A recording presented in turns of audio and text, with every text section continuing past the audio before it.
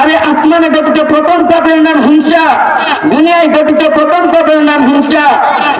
আসমানে গঠিত প্রথম পাপ কি? আল্লাহ পাক রব্বুল আলামিন যখন আদম আলাইহিস সালাতু ওয়াস সালামকে সৃষ্টি করলেন এবং ইবলিসকে বললেন, হে ইবলিস তুমি আদমকে সিজদা করো। তখন ইবলিস বলে, আরে না, আমি ওকে সিজদা করবো কেন? আমি হলাম ফেরেশতাদের সর্দার, আমি হলাম আগুনের তৈরি, ও হলো একটা মাটির তৈরি মানুষ, আনা খায়রুম মিন, আমি হলাম উত্তম, ওই হলো আদম, আমি কেন ওকে সিজদা করবো? এটা বলার পরে সে কিন্তু একটু অহংকার করছে, সেই অহংকার করার কারণে ইবলিস ধ্বংস হয়ে গেছে। আরে দুনিয়ায় গঠিত প্রথম পাপ কি? দুনিয়ার মধ্যে যখন বাবা আদম আলাইহিস সালাতু ওয়াস সালামকে আল্লাহ পাক রব্বুল আলামিন দুনিয়ায় পাঠাইলেন, মা হাওয়াকে দুনিয়ায় পাঠাইলেন, তখন তাদের ধীরে ধীরে সন্তান জন্ম নিত। ধীরে ধীরে সন্তান জন্ম নেওয়ার পরে এক জোড়ার মেয়ে আরেক জোড়ার ছেলের সাথে বিয়ে দিত। কেমন ভাবে চলতে থাকে? এক সময় একজন ছেলে আসে যার নাম হাবিল, আরেকজন ছেলের নাম কাবিল। হাবিল কাবিল, হাবিলের জোড়ার মধ্যে যে মেয়েটা পড়ে সেই মেয়েটা ছিল সৌন্দর্য আর সুন্দরী ছিল, আর কাবিলের জোড়ার মধ্যে যে মেয়েটা পড়ে সেটা ছিল কালো। তখন কাবিলে সহ্য করতে পারতেছে না, কাবিলে মনে মনে বলে, আরে আমি এই কালো মেয়েকে বিয়ে করবো না, আমি বিয়ে করলে সেই সুন্দর মেয়েকে বিয়ে করব। হাবিল বলতেছে, আমার জোড়ার মধ্যে পড়ছে এই মেয়ে, সুন্দর মেয়েকে বিয়ে করলে আমি করব। এটা নিয়ে তাদের মধ্যে ঝগড়া শুরু হয়ে যায়। সেই ঝগড়া শুরু হওয়ার পরে আল্লাহ পাক রব্বুল আলামিনের পক্ষ থেকে নির্দেশ আসে, তোমরা কুরবানি করো। তোমরা কুরবানি করার পরে যার কুরবানি কবুল হবে সেই এই সুন্দরী মেয়েকে বিয়ে করবে।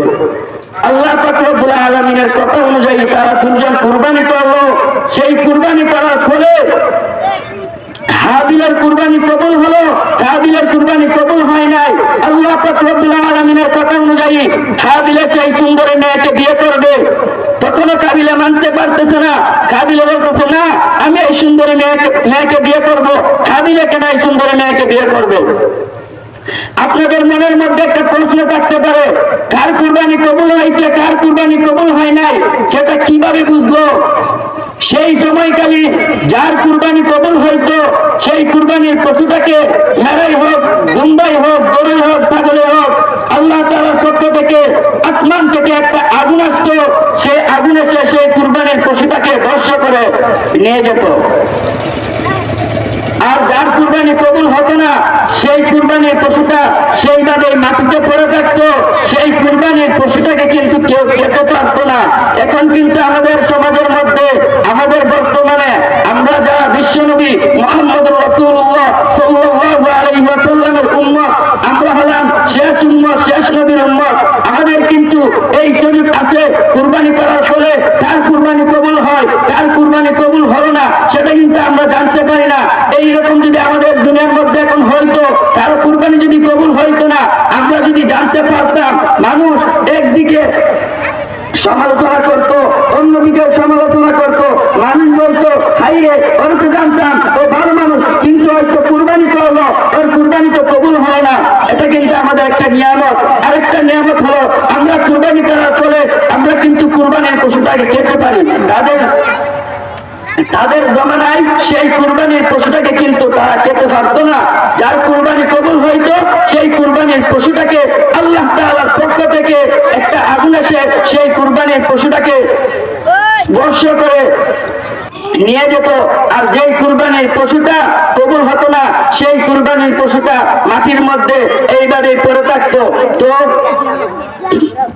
কুরবানি যখন কবুল হয়েছে হাবিলের কুরবানি কবুল হওয়ার পরে আল্লাহ তাআলার নির্দেশ অনুযায়ী হাবিলে সেই সুন্দরী মেয়েকে বিয়ে করবে। কাবিলে মানতে পারতেছে না। তারা দুই ভাই যে কোনো একটা কাজে পাহাড়ের উপর দিয়ে অন্য একটা স্থানে যায়, তখন কিন্তু আমাদের যে বালিশগুলো আছে আমরা বালিশের মধ্যে ঘুমাই, সেই বালিশগুলো কিন্তু ছিল না। তখনকার সময় বালিশ ছিল না। তখন হাবিল একটা পাথরের মধ্যে বিশ্রাম করে। পাথরের মধ্যে বিশ্রাম করার সময় কাবিলে মনে মনে ভাবে, আরে ও যদি বেঁচে থাকে আমি কিন্তু ওই সুন্দরী মেয়েকে বিয়ে করতে পারবো না, ওকে আমি হত্যা করে ফেলি। তখন আরেকটা পাথর নেই, সেই পাথরটা নেওয়ার পরে হাবিলকে হত্যা করা ফেলে। হাবিলকে হত্যা করার পরে যখন সেই কাবিল যখন পাহাড়ের উপর দিয়ে হেঁটে হেঁটে যাইতেছে, তখন আল্লাহ তাআলার পক্ষ থেকে মাটিকে আদেশ করা হয়, হে মাটি তুমি কাবিলকে গ্রাস করে ফেলো, তখন সেই মাটি কাবিলকে গ্রাস করে ফেলে কাবিল ধ্বংস হয়ে যায়। এই সামান্য হিংসার কারণে সেই কাবিল কিন্তু ধ্বংস হয়ে যায়। মুহতারাম হাজিরিন, আমাদের বিশ্বনবী মুহাম্মদুর রাসূলুল্লাহ সাল্লাল্লাহু আলাইহি ওয়াসাল্লাম যখন দুনিয়ায় আসেন নাই, হযরত ইসহাক আলাইহিস সালাতু ওয়াস সালামের বংশের লোকেরা যখন কাফেরদের সাথে ঝগড়া করত, কাফেরদের সাথে জিহাদ করত, তখন তারা বুক ফুলিয়ে বলতো, আরে আমাদের বিশ্বনবী মুহাম্মদুর রাসূলুল্লাহ সাল্লাল্লাহু আলাইহি ওয়াসাল্লাম দুনিয়াতে আসুক, তাদের সাথে জিহাদ করে তাদের কোমর ভেঙে দেব। যখন হযরত মুহাম্মদুর রাসূলুল্লাহ সাল্লাল্লাহু আলাইহি ওয়াসাল্লামের দুনিয়াতে আসার সময় হলো, হযরত মুহাম্মদুর রাসূলুল্লাহ সাল্লাল্লাহু আলাইহি ওয়াসাল্লাম যখন দুনিয়াতে আসলো, তারা তখন একটা পেজ ধরে তারা বলে, আরে যত নবী রাসূল আসছে সবাই আমাদের বংশে আসছে, তো তুমি অন্য বংশে আসলা কেন? তাদের এখানে একটা ঝামেলা ছিল। হযরত ইসহাক আলাইহিস সালাতু ওয়াস সালাম থেকে হযরত ঈসা আলাইহিস সালাতু ওয়াস সালাম পর্যন্ত অনেক নবী রাসূল আসছেন, আর হযরত ইসমাঈল আলাইহিস সালাতু ওয়াস সালাম যখন মারা যান, তারপরে সেই বংশের মধ্যে আর কোনো নবী রাসূল আসেন নাই। একজনই আসেন, হযরত মুহাম্মদুর রাসূলুল্লাহ সাল্লাল্লাহু আলাইহি ওয়াসাল্লাম। তখন তারা সেই কথার মধ্যে পেজ ধরছে, আরে সব নবী রাসূল আসছে আমাদের বংশে, তুমি কেন অন্য বংশে আসলা? তোমাকে আমরা মানতে পারবো না। হযরত ইসহাক আলাইহিস সালাতু ওয়াস সালাম ও হযরত ইসমাঈল আলাইহিস সালাতু ওয়াস সালাম তারা কি ছিল? তারা আপন দুই ভাই ছিল। তো এখানের মধ্যে তাদের ঝামেলাটা কি? তারা এখানে ঝামেলা হলো, হযরত ইসহাক আলাইহিস সালাতু ওয়াস সালামের মা ছিল একজন, হযরত ইসমাঈল আলাইহিস সালাতু ওয়াস সালামের মা ছিল আরেকজন। এখানে যদি প্রশ্ন করেন হযরত ইসহাক আলাইহিস সালাতু ওয়াস সালামের পিতাকে, জবাবে বলা হবে জাতির পিতা ইব্রাহিম আলাইহিস সালাতু ওয়াস সালাম। হযরত ইসমাঈল আলাইহিস সালাতু ওয়াস সালামকে যদি প্রশ্ন করা হয় আপনার পিতার নাম কি, তখনও বলা হবে জাতির পিতা ইব্রাহিম আলাইহিস সালাতু ওয়াস সালাম। তো দুজনের পিতা একজন, সেখানে বংশ নিয়ে ঝামেলাটা কি? সেখানে কিন্তু ঝামেলা করার কোনো কিছু ছিল না। সামান্য এই বিষয়টা নিয়ে ঝামেলা করে তাদের একটা অহংকারের জন্য তারা বলতেছে, আর আমাদের বংশে সব নবী রাসূল আসছে, তুমি কেন অন্য বংশে আসলা? তোমাকে আমরা মানতে পারবো না। সেই সামান্য অহংকারের কারণে তারা ঈমান আনতে পারে নাই, তারা বেঈমান হয়ে মারা গেছে। মুহতারাম হাজিরিন, বর্তমানে আমাদের সমাজের দিকে লক্ষ্য করলে দেখা যায় ভাইয়ে ভাইয়ে হিংসা, ভাই ভাইয়ের সাথে কথা বলে না, ছেলে বাবার সাথে কথা বলে না, বাবা ছেলের সাথে কথা বলে না, চাচা ভাতিজার সাথে ঝগড়া, একজনের সাথে আরেকজন সব সময় ঝগড়া লেগেই থাকে। এই জমিন নিয়ে ঝগড়া, জায়গা নিয়ে ঝগড়া, বাড়ি নিয়ে ঝগড়া, সব সময় হিংসা নিয়ে থাকে।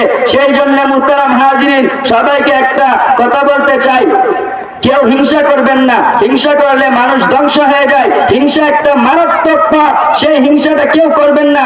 হিংসা করলে মানুষ ধ্বংস হয়ে যায়। আমার শেষ কথা একটাই, কখনো এখন তো দেখা যায় আমাদের সমাজের মধ্যে সব সময় জায়গা জমিন নিয়ে ঝগড়া আছে। আপন মানুষ, বংশের মানুষ একজনের সাথে আরেকজন কথা বলে না। বৎসরের বৎসর চলে যায়, দিনের পর দিন চলে যায়, যুগের পর যুগ চলে যায়, তাও তারা একজনের সাথে আরেকজন কথা বলে না, শুধু একটু হিংসার কারণে। সেই জন্য বলতেছি, কেউ কারোর সাথে হিংসা করবেন না।